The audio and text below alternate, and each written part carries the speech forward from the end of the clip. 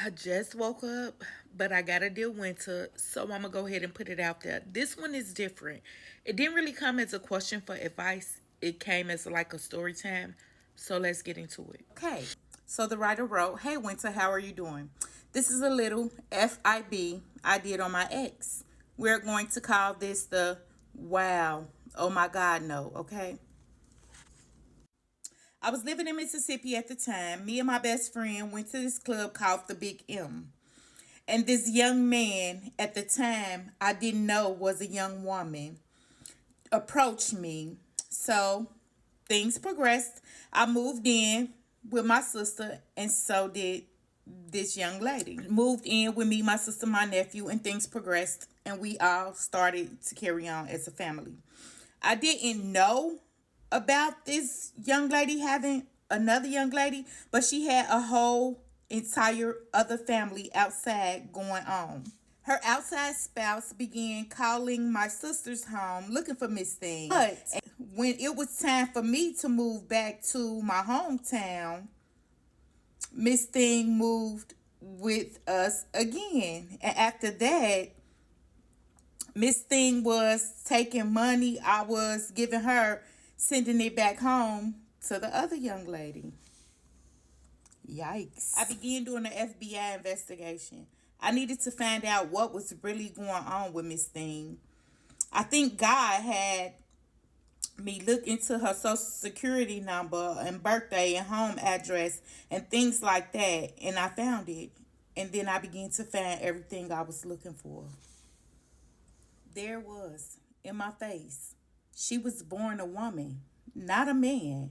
But I guess she wanted to identify herself as trans, which she could have been totally honest about in the first place.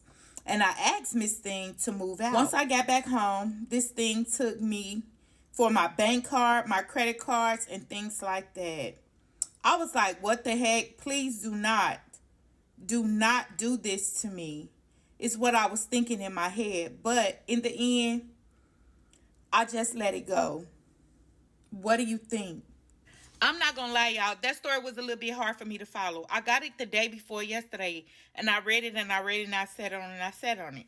So what I'm gathering is, okay, she met this young lady in the club, and this young lady identified herself as a male. So she was interested. But what she found out later on after the movie and the dating and XY to the Z, that the young lady was actually a young lady. Not only was the young lady a young lady, yet the young lady had a whole nother family and a whole nother relationship going on, as well as the young lady was a scammer, so to speak. Let's get into it. First of all, I think we got to call a spade a spade. When a person show you who they are the first time, baby, you got to go ahead on and believe them. When you discovered that young lady who originally introduced herself formally as a man was not a young man, you should have ran from that stray bullet right then and there. Right then and there. But let's just say for some God-forsaken reason, you was giving the young lady a benefit of the doubt, like, okay, I'm gonna let that slide and I'm gonna try to get to know you. The second red flag was you finding out that she had an outside relationship and a family. When you start to get too many red flags and you continue to ignore them, you kind of really can't blame the scammer. You got to say, fool me once, shame on you. Fool me twice, shame on me.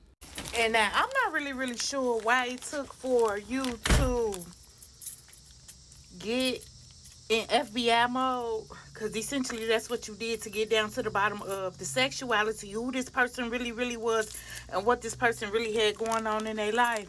But when you got in that mode is when you found out the truth and started to accept the truth for what it was and put the person out.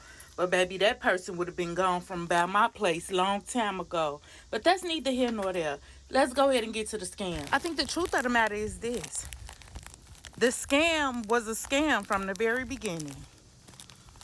I don't think the extra partner was an extra partner at all as far as relationship goes. I think it was a partner in crime. I think they was in on it together.